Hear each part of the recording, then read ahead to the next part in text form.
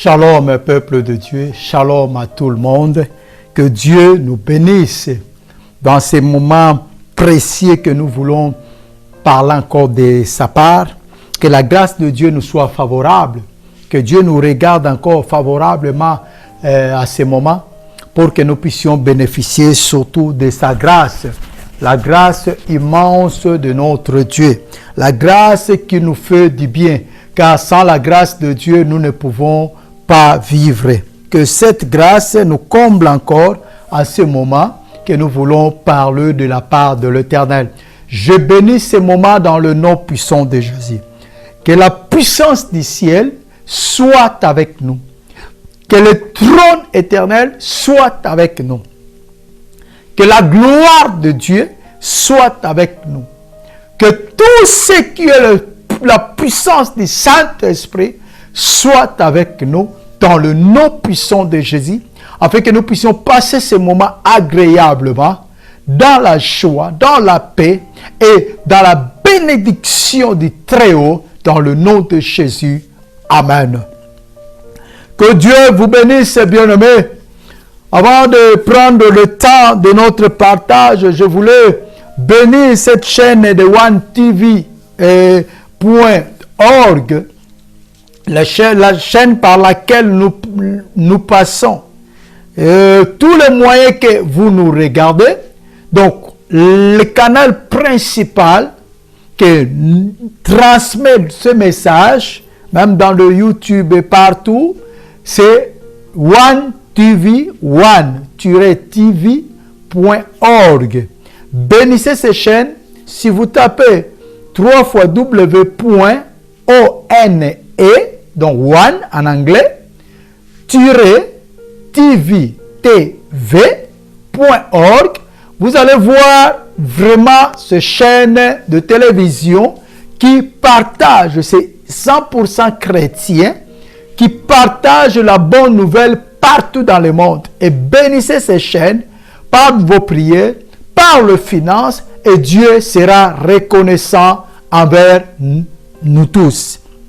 Que Dieu soit béni et que Dieu soit glorifié. Une vie nouvelle. La prière. Comment prier? Comment rendre ta prière puissante? Parce que la prière, c'est dialoguer avec Dieu. Quand on dialogue avec Dieu, ça doit être quelque chose de sérieux, quelque chose de conscient. Et quand on dialogue avec Dieu consciemment, sérieusement, c'est là que nous voyons la puissance de Dieu. C'est là que nous voyons le trône bouger. C'est là que nous voyons l'accomplissement de tout ce que nous lui demandons. Car la Bible nous dit, demandez et vous sera donné. Et quand nous demandons, la joie de demander, c'est de recevoir. Si tu demandes et que tu ne reçois pas, tu seras découragé, tu seras fatigué. Or, Dieu n'aime pas que nous puissions être fatigués ou découragés. C'est pour cela que nous devons bien savoir comment, quoi demander.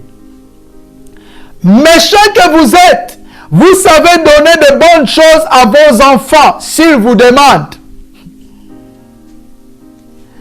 Personne parmi vous, si ton fils lui demande du pain, et il lui donnera de pierre. S'il lui demande du poisson, et il lui donnera de serpent.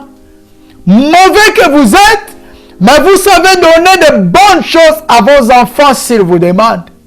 À combien plus forte raison votre Père qui est dans le ciel, votre Père qui est dans le ciel, le bon qu'il est, le Dieu d'amour, rempli d'amour, de miséricorde, à combien plus forte raison si nous lui demandons quelque chose.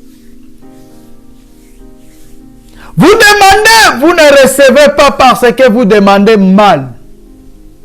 Vos demandes est pour satisfaire vos désirs charnels.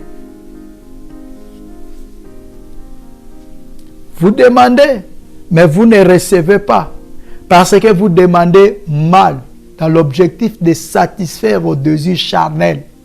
C'est quoi ce désir charnel?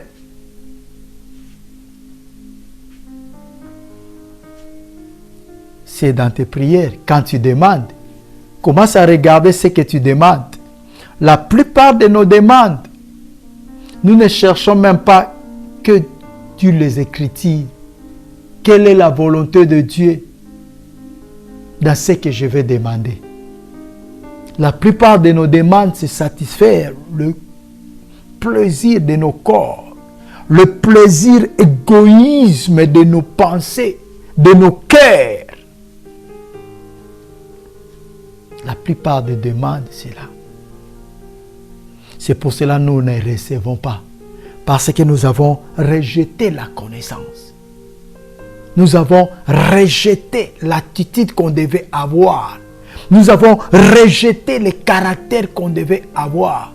Les conséquences de ces rejetés, de ces rejets, c'est quoi? Nous souffrons.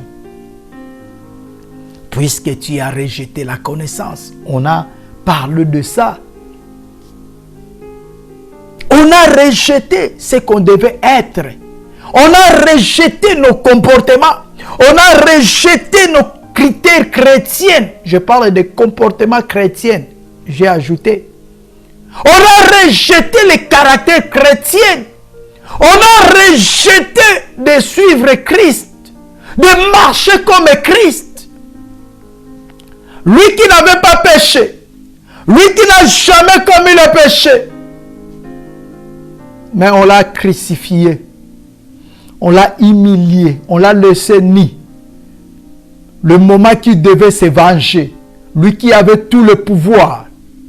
Tout le pouvoir. Il a dit à Pierre, penses-tu que si je devais combattre avec la chair comme tu combats, je n'étais pas capable de demander à mon Père de m'envoyer une armée et que cette armée puisse combattre.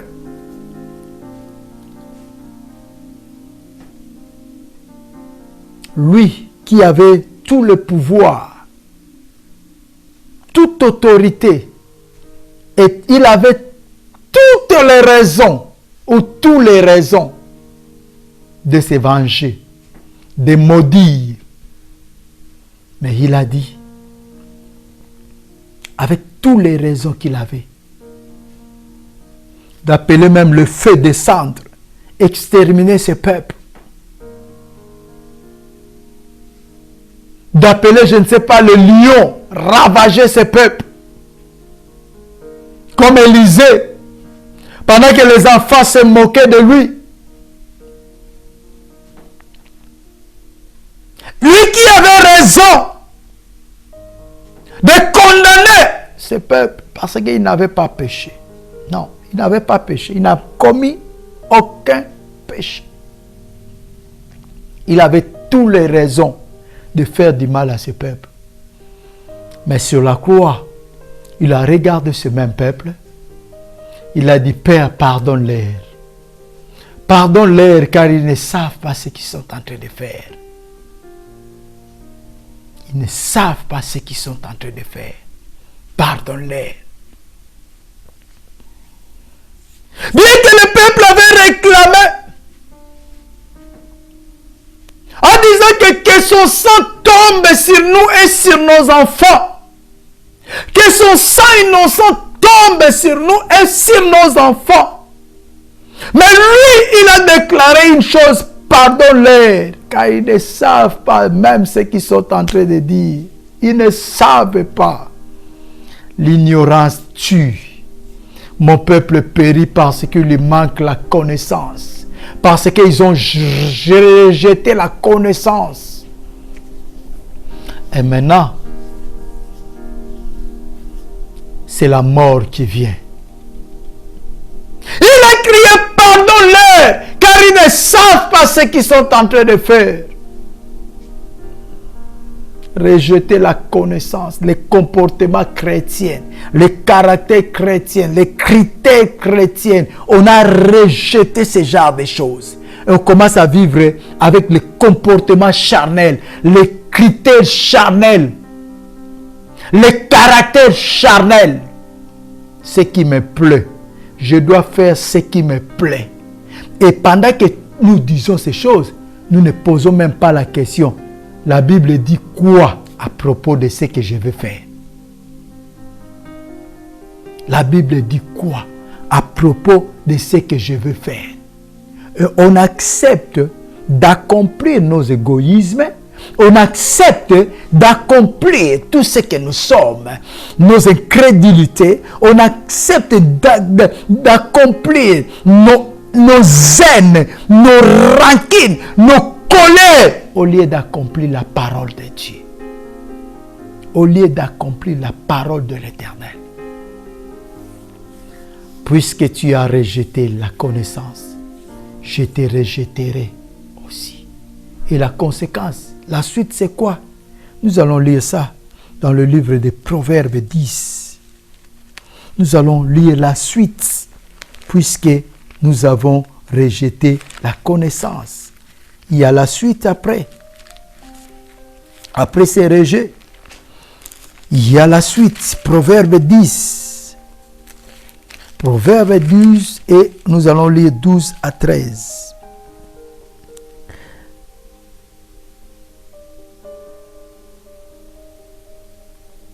La haine excite des querelles.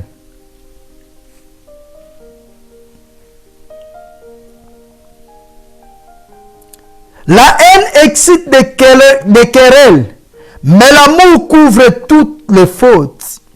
Sur les lèvres de l'homme intelligent se trouve la sagesse, mais le bâton est pour le dos de celui qui est dépourvu de sens. La haine excite des querelles. La haine excite des querelles. Quand tu es haineux, quand tu es rempli de rancune, quand tu es rempli de haine, même si la chose est simple, tu n'arriveras pas à résoudre cela. Tu verras que le problème commence toujours à devenir compliqué. Même quelque chose qui était simple, ça devient encore compliqué et plus compliqué encore, jusqu'à ce que ça va exciter les querelles, jusqu'à ce que ça va exciter des rancunes, des problèmes. Ça va monter, faire monter un peu de levure, faire gonfler la pâte. Ça va gonfler la pâte. Ça va gonfler les problèmes. Un problème, qui était facile devient très compliqué. Un problème qui était facile à résoudre devient compliqué.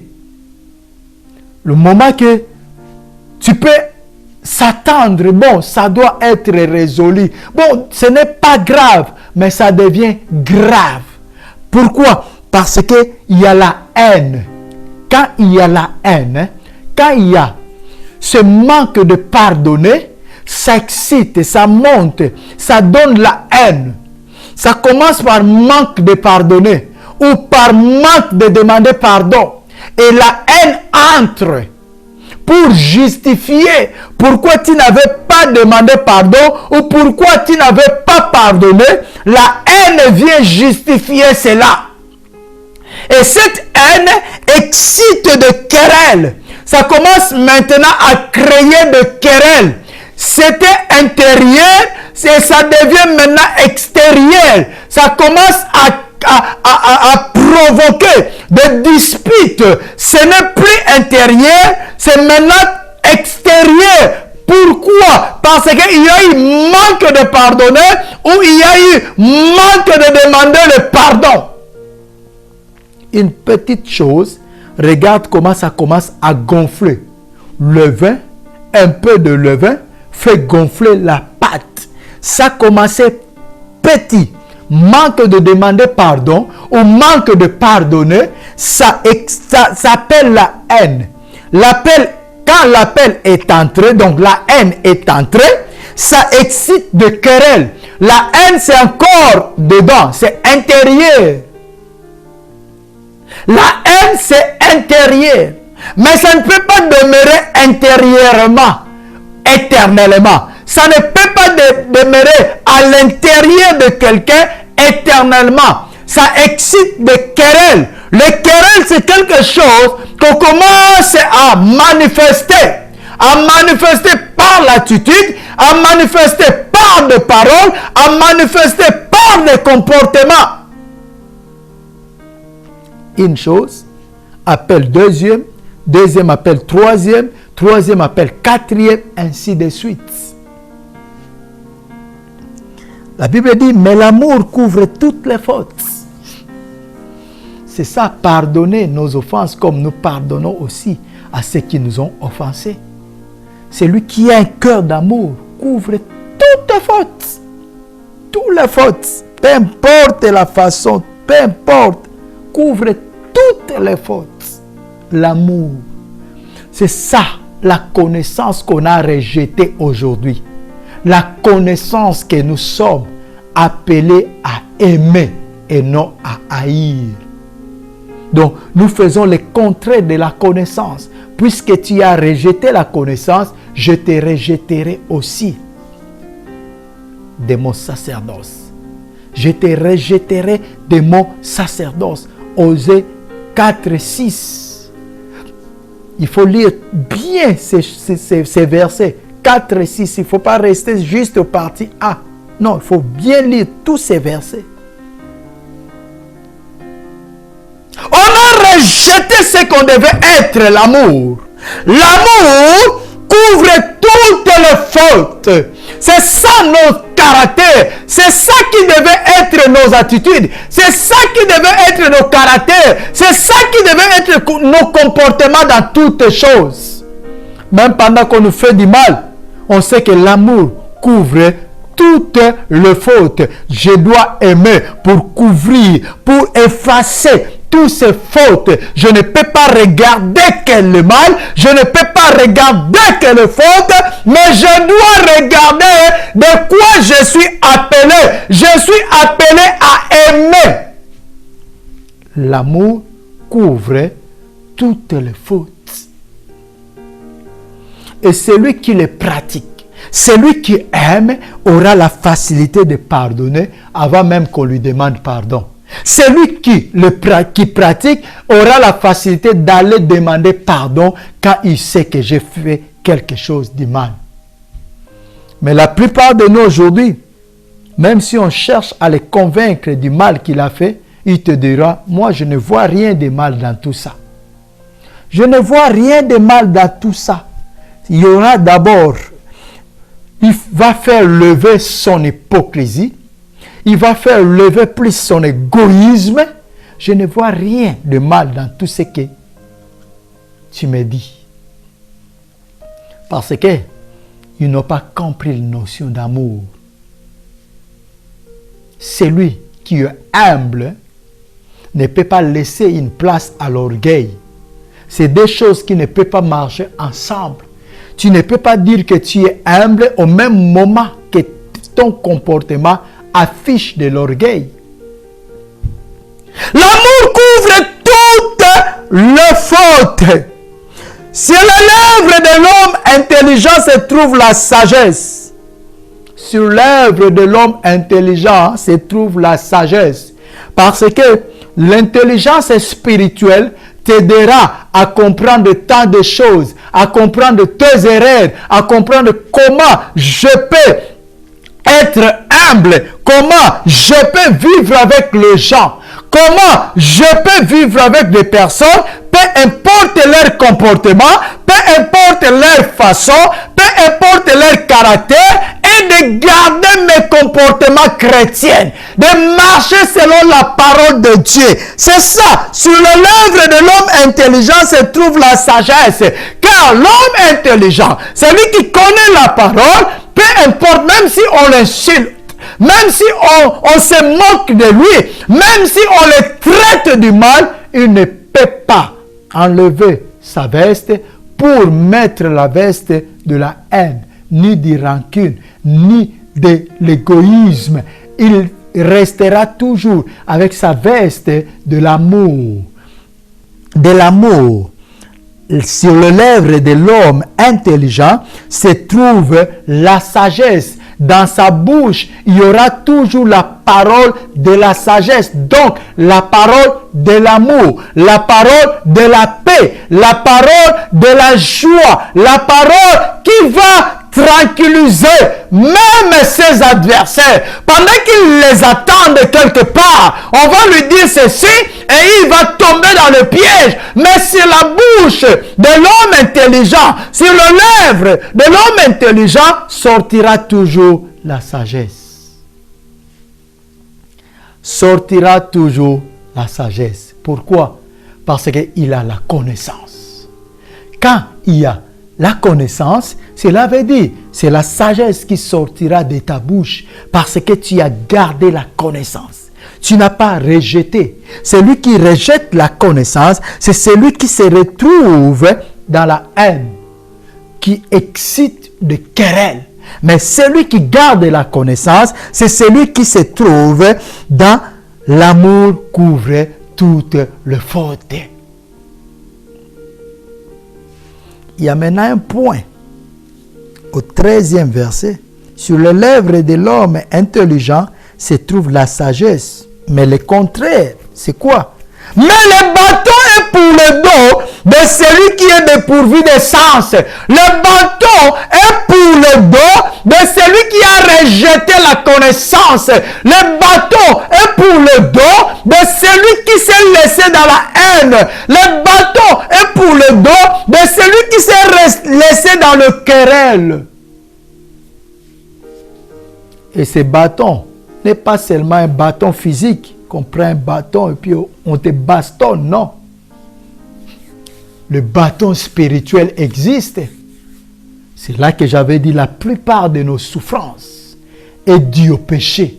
La plupart de nos souffrances est due au rejet de la connaissance. Celui qui sait faire les choses et ne le fait pas commet un péché. Et quand nous rejetons les choses, quand nous savons aimer et nous n'aimons pas, cela veut dire nous rejetons la connaissance. Donc, nous rejetons ce que nous savons faire. Et quand nous rejetons ce que nous savons faire, cela veut dire nous commettons un péché. Donc, la plupart de nos souffrances est due au péché. Je crois que tu m'as bien suivi et tu as compris d'où vient ce péché. Je ne parle pas de l'adultère. Je ne parle pas d'offenser. Je ne parle pas, mais je parle ce que tu sais faire et tu ne le fais pas. C'est ça le péché que je parle. Tu sais aimer. Tu sais bien, la parole de Dieu, du début jusqu'à la fin, parle de l'amour. Mais toi, tu préfères l'égoïsme et la haine. Tu préfères vivre selon toi, selon la chair. Tu sais bien faire, tu sais bien aimer, tu sais bien que Dieu est amour, tu sais bien que la parole te dit qu'il faut aimer, aimer vos ennemis. La parole te pousse à aimer tes ennemis, prier pour tes ennemis. Tu le sais, tu sais que c'est vrai, mais tu préfères rejeter cette connaissance. Tu préfères rejeter cette connaissance pour appliquer ton égoïsme, que mes ennemis meurent. Ton égoïsme, tu préfères appliquer ton égoïsme, la haine, le rancune qui amène à de querelles. Et c'est ça le péché. Tu sais faire les choses, mais tu ne le fais pas. Tu commets un péché. Et ce péché amène le bâton. Le bâton est pour le dos de celui qui est dépourvu du sens. Celui qui est désorienté. Celui qui n'est plus dans la connaissance. Celui qui n'est plus sur le chemin. Le bâton est pour son dos. Et le bâton là, ce n'est pas, comme j'avais dit, que physique, pour te bastonner. Non, le bâton spirituel. C'est là que tu vas comprendre. Tant de choses tu demandes, tu n'as pas de réponse. Tant de choses que tu demandes, tu vois le contraire. Il y a peut-être ta santé qui ne marche pas. Il y a peut-être ton finance qui ne se réjouit pas. Il y a peut-être les affaires qui ne marchent pas. Il y a peut-être les choses ne marchent pas comme tu attendais, comme tu voyais. Les choses ne marchent pas comme ça. Tu donnes beaucoup, tu t'impliques beaucoup, mais il y a peu de résultats. Le bâton de l'Éternel est en train de frapper le dos qui est dépourvu de sens. Le dos qui a rejeté la connaissance. Le bâton est en train de bastonner. Vous savez, c'est vraiment pitié que les chrétiens, nous qui étions censés de vivre une vie meilleure, mais nous vivons une vie difficile. C'est ce que Salomon avait dit. Ce qui avait surpassé son intelligence, sa sagesse, c'était de voir les esclaves marcher sur les chevaux et les princes marcher à pied. Donc, changement de rôle. Parce que nous avons rejeté la connaissance. Nous avons rejeté ce qu'on devait être et on a préféré de vivre nos vies. Rejeter l'amour et d'adopter la haine. Rejeter de pardonner et d'adopter les rancunes. Rejeter de demander pardon quand nous commettons des fautes et d'adopter l'orgueil, l'égoïsme. C'est le temps de se repentir et de retourner à l'Éternel. Que Dieu vous bénisse. On va nous revoir à la prochaine opportunité que Dieu nous accordera.